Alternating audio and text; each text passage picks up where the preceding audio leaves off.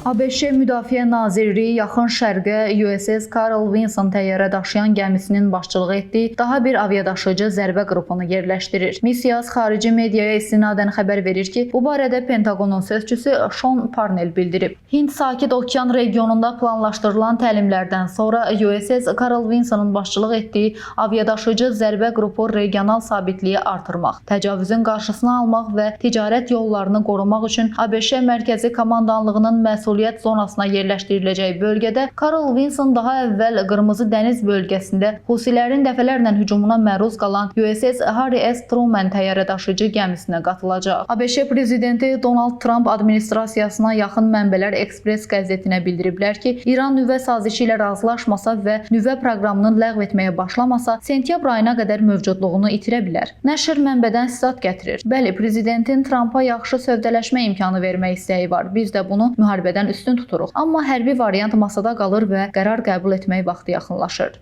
Zərintac Mayız qızı, Heydər Həsənli, Missiya TV.